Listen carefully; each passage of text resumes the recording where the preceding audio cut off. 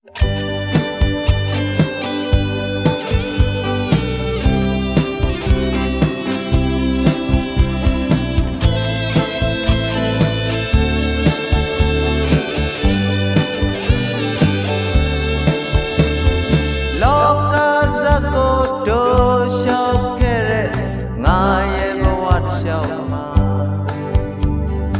ြောစရာအလွန်ကောင်းတဲ့ငယ်စဉ်ဘဝက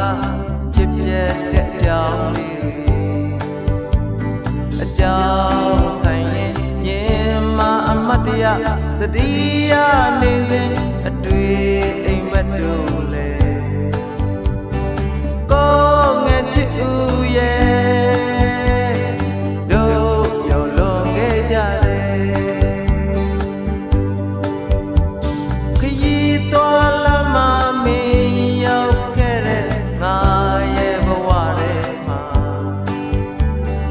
သူရှင်ငါယုံကန်ရေးစားမအားဆိုင်ခရီးဆက်ခဲ့ရပြီ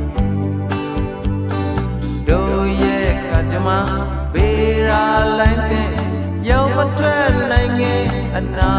မအမြဲရှိတယ်ကိုငယ်ချစ်သူရဲ့စိုးရိမ်မနေနဲ့တော့ကွယ်ပြောစရာအလွန်ကောင်းတဲ့နေရများရှိလို့စိတ်ငြိမ်ရတဲ့ရဲ့ကြုံဆုံးနေရမှာပဲဒီလိုပဲတဲ့လူဘဝကြံဖန်ပြီးတော့ဖြစ်ပြလို့နေမယ်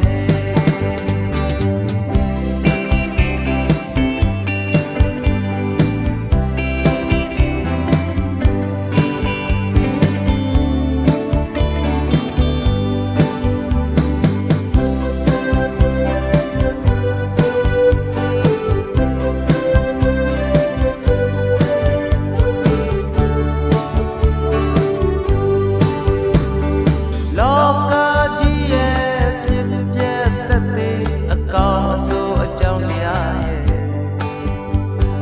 ငိုနေရခြင်းနဲ့ပျော်ရွှင်ရခြင်းတွေအလိုက်ထိုက်တော့တွေ့လိမ့်မယ်